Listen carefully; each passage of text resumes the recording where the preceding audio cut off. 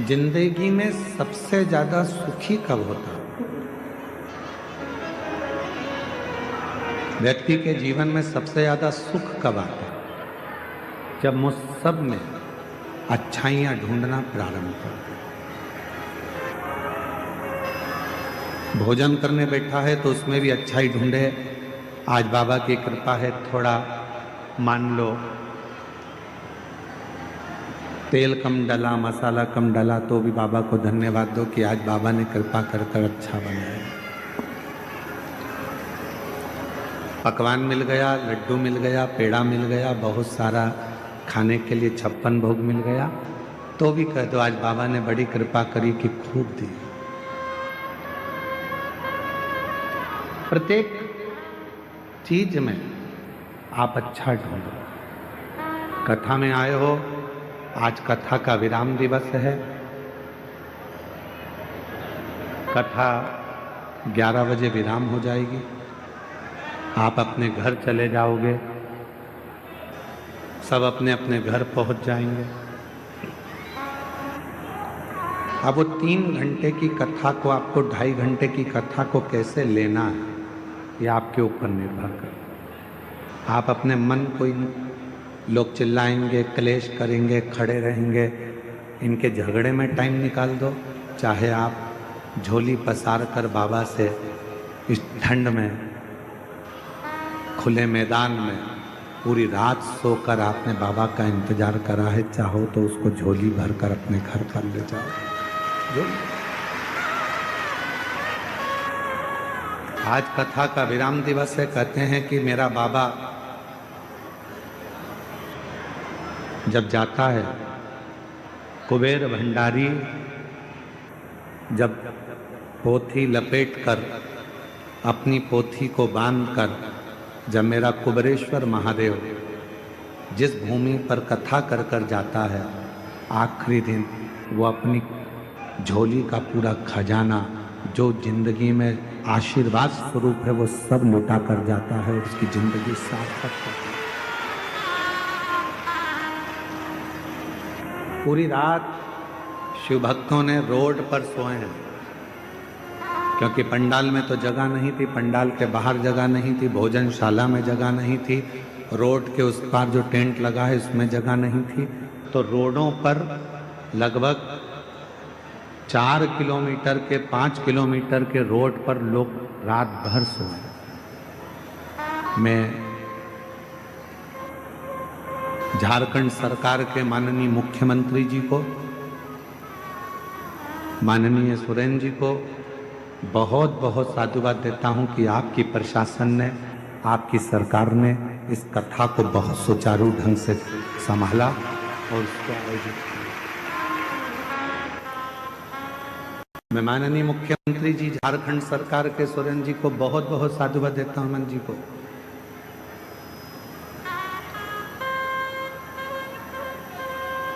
जिन्होंने झारखंड सरकार के इस पवित्र भरा था, गुरु जी हमारे यहाँ सावन में बाबा की कावड़ भराती है, महीने भर में जो लोग आते हैं सावन के महीने में, वो यहाँ 7 दिन में आकर बैठ गए। ये बड़ी आश्चर्य की बात है, इतना शुभ भक्त यहाँ पे, इतना। आप अच्छा ही देखो, भोजन में अच्छाई ढूंढोगे तो वो भोजन तुम्हारे शरीर में लगेगा। कथा में बैठकर आप अच्छाई ढूंढोगे कि हमको बाबा ने यहाँ बुला लिया, आपके अंदर एक उमंग होना चाहिए कि मेरे बाबा ने मुझे देवघर में कथा सुनने भले 1 दिन के लिए बुलाया, आधे घंटे के लिए बुलाया, चाहे 15 मिनट के लिए बुलाया, पर मेरे बाबा ने मुझे बुलाया। जरूर मेरा बाबा मुझे कुछ देना चाहता है, इसलिए मुझे यहाँ पे बुलाया, इसलिए मुझे बुला लिया। हमने देखा है, हमारे जो दादाजी थे स्वर्गीय शंकरलाल जी मिश्रा,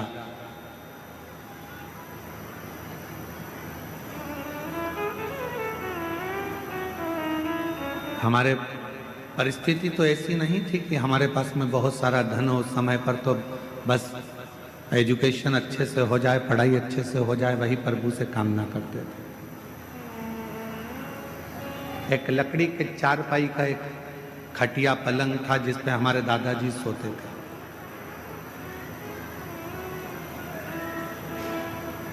उनके पास में दो थोड़ा सा मिठाई होती थी या थोड़ा सा गुड़ होता था, तो वो अपनी पुड़िया में छुपा के तकिए के नीचे, गद्दे के नीचे रख लेते थे।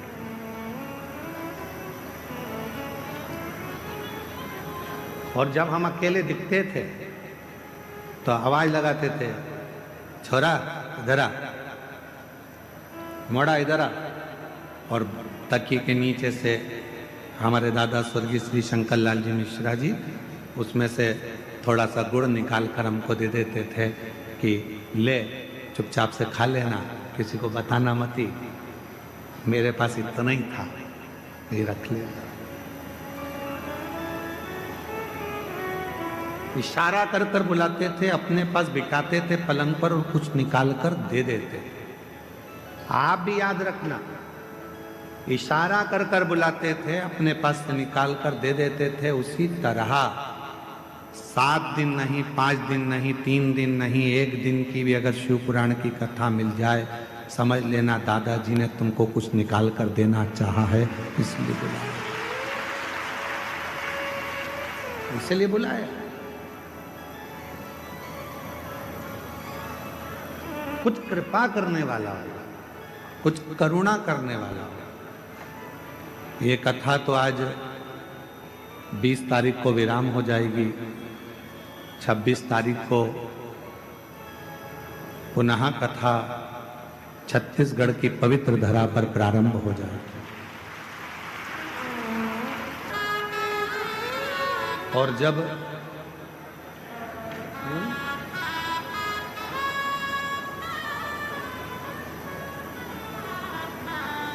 यदि मेरा भोले बाबा, मेरा शंकर, मेरा त्रिकालदर्शी, कैलाशी, अविनाशी, मेरा शिव आपको यदि बुलाए, कथा श्रवण कराए या आपको अपने धाम में बुलाए, तो ये मान लेना कि मेरे बाबा तुमको कुछ देना चाहते हैं, तुम्हारी झोली भरना चाहते हैं, करुणा करना। और अगर प्रभु कृपा न करता, आपकी झोली ना भरता, तो ईमानदारी से बोलो, आपके दरवाजे पर तो कोई निमंत्रण देने भी नहीं गया। कोई पीले चावल देने के लिए कोई पंपलेट, कोई बैनर आपके शहर में भी नहीं लगाया गया। कोई सूचना आपके गांव में, नगर में नहीं दी गई। उसके बाद भी आप लगभग 7 दिन में लगभग 35 लाख से ज्यादा शिव भक्तों ने शिव महापुराण की कथा को सुना। सोशल मीडिया पे अलग, आस्था पर अलग, केवल पंडाल की बात चल रही है कि 7 दिन में कम से कम 35 लाख शिव भक्तों ने शिव पुराण की कथा को सुना। कोई निमंत्रण नहीं, कोई चावल नहीं, कोई कुछ आपको पहुंचाया नहीं, उसके बाद आप यहाँ आए हो कथा सुनने।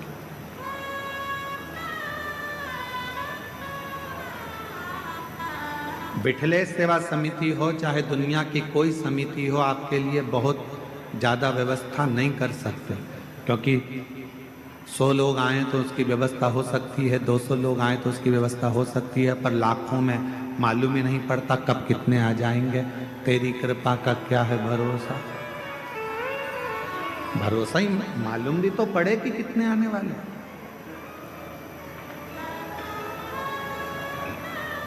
अच्छा देखते,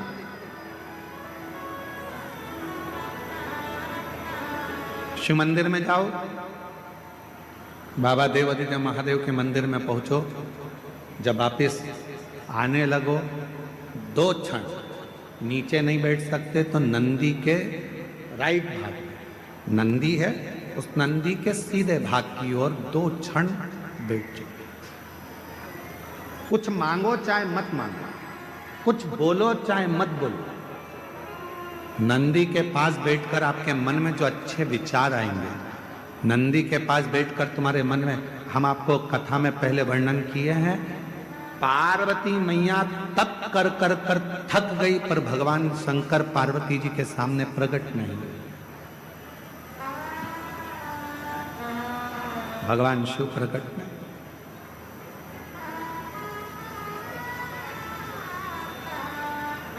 यहां तक कि मां पार्वती जी का नाम अर्पणा पड़ गया।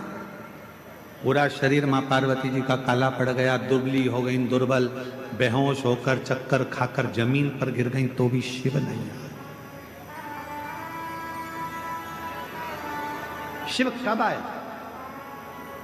जब मां पार्वती जी की सहेली सखी शिवलिंग का निर्माण कर कर उसी के सामने एक छोटा सा ढेला नंदी का बना दिया और नंदी के पास बैठकर मन में सोचने लगी, आज मेरी सहेली चक्कर खाकर नीचे गिर गई, आज उसके शरीर में बहुत कष्ट है, दुबला हो गया शरीर, काली पड़ गई पूरी।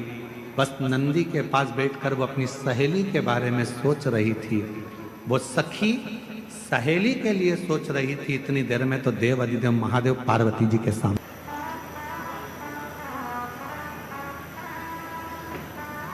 पार्वती जी तो चक्कर खाकर नीचे गिरी हुई थी। अर्पणा उनका नाम हो गया था, शरीर काला पड़ गया था, दुर्बल शरीर हो गया था, पर उनकी सहेली ने नंदी के पास बैठकर पार्वती जी का स्मरण करा कि मेरी सहेली का यह हाल हो गया। और नंदी ने सुना। कहते हैं नंदी के कानों में शब्द पहुंचता है, वो शब्द सीधे शंकर के हृदय से टच हो जाता है, शिव के हृदय से।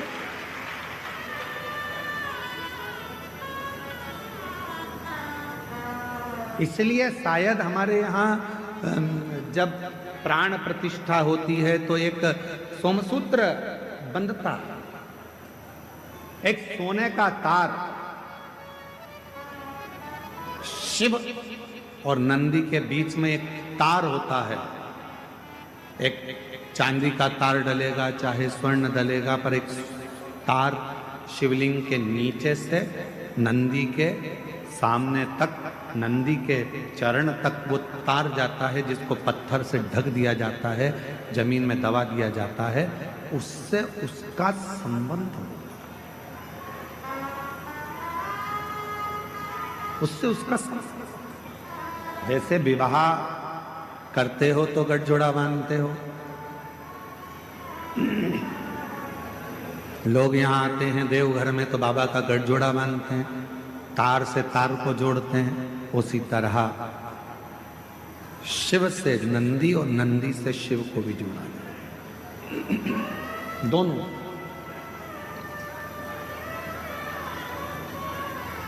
इसीलिए शायद कहते हैं कि हम जब नंदी के पास 2 क्षण के लिए बैठते हैं और अपने मन की कुछ कामना करते हैं, कोई बात करते हैं, कोई हृदय।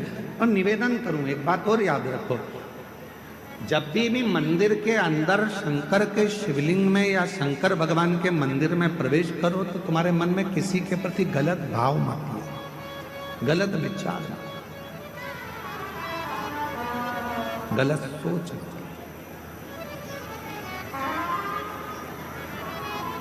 गलत विचार आएंगे तो वो गलत ही होगा। आप लोगों में से कई माताएं ऐसी हैं, कई भाई ऐसे हैं, कई मेरी बेटियां ऐसी हैं, कई मेरे बेटे ऐसे हैं, कई मेरी जीजियां ऐसी हैं, कई मेरे जीजा ऐसे हैं, कई माताएं ऐसी हैं, कई पिता ऐसे हैं, जो दिन में मंदिर में जाते हैं तो भगवान के सामने जाकर सोचते हैं अब तो मर जाऊं तो अच्छा, बहुत परेशान हो गई भगवान, इतनी कष्ट की जिंदगी जी रही हूं कि अब तो मर जाऊं तो अच्छा। तो मरना तो सबको है, कोई अमर बूटी खाकर पैदा नहीं हुआ संसार।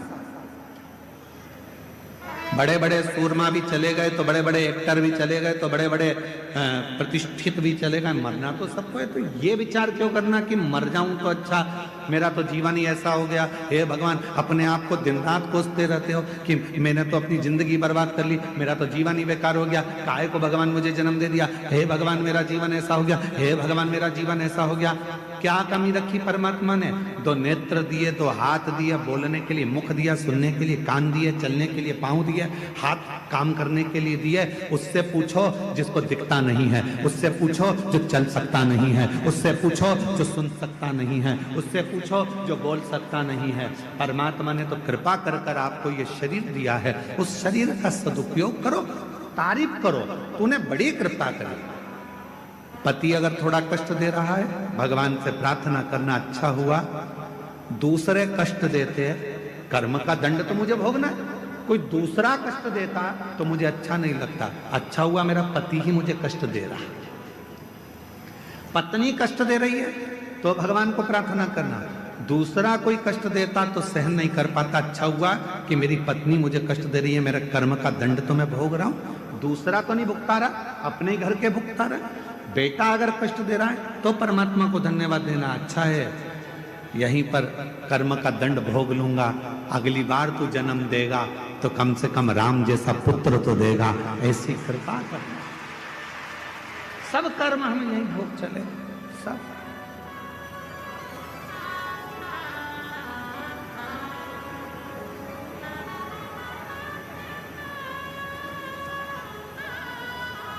से प्रार्थना है दूसरा कष्ट दे, उससे अच्छा है अपने ही थोड़ा कष्ट देकर हमारे पूर्व के कर्म के भोग को काट दें और हमें तेरा दर्शन तेरा। कई लोग कहते हैं हमारी सास बुरी है, हम कहते हैं बहुत अच्छी है। भगवान से कहना कि अच्छी दी तूने, रोज गाली देती है, रोज अपशब्द कहती है, कम से कम तुम्हारा मन उससे हटकर परमात्मा में तो लगा रहता है। अगर सास अच्छी मिल जाती तो तुम टीवी पर कथा भी नहीं देखते, परिवार अच्छा मिल जाता तो परमात्मा की कथा कैसे देखते। थोड़ा सा तकलीफ मिलती है तब परमात्मा याद आता है, थोड़ा कष्ट मिलता है तब परमात्मा याद आता, तब परमात्मा। दिवाली का समय आता है, पति कमाने में इतना लग जाता है कि घर में पत्नी क्या बना रही है उसको मालूम ही नहीं। गुजिया बनाया कि पपड़ी बनाई कि ठेहुआ बनाया कि मोहन थाल बनाया कि क्या बनाया, पति ने कभी नहीं पूछा क्या बनाया, वो तो बना रही है। दिवाली के टाइम पर लगी हुई है, कहीं गुजिया बना रही, पपड़ी बना रही, पति ने नहीं पूछा तुम क्या बना रही, पति ने ये भी नहीं देखा कि तूने बनाया क्या। वो तो अपनी दुकान चला रहा है, अपना काम कर रहा है, अपना व्यापार कर रहा है, अपने काम में लगा हुआ है। पत्नी ने रंगोली कितनी बनाई, क्या डेंटिंग पेंटिंग करी, उसने कुछ नहीं। जब दिवाली निकल जाती है, दुकान पर ग्राहक कम हो जाते हैं, तब पति कहता है ला बताना जरा क्या बनाया था तूने, गुजिया पपड़िया खुरमे चकली ये वो सब लेकर आई। वो देखो मैंने ये चौक भी डाला है, बहुत अच्छा चौक डाला। दिवाली के बाद, दिवाली तक तो पति लगा रहा काम में, दिवाली के बाद फिर उसने देखा कि कितना कितना पत्नी ने करा है, कितने पर्दे लाई है, कितना बनाया है, कितना रखा है, कितना दिया है। तब देखा उसने अभी 7 दिन तक तो तुम सब कथा के पंडाल में थे, समझो कि दिवाली मना रहे थे। अब यहाँ से जाने के बाद मालूम पड़ेगा कि भोलेनाथ ने कितना कितना दिया है, क्या क्या करा है, क्या क्या प्रदान किया। अभी तो तुम अभी तो तुम यहाँ अभी तो दिवाली मना रहे हो, फटाके फोड़ रहे हो,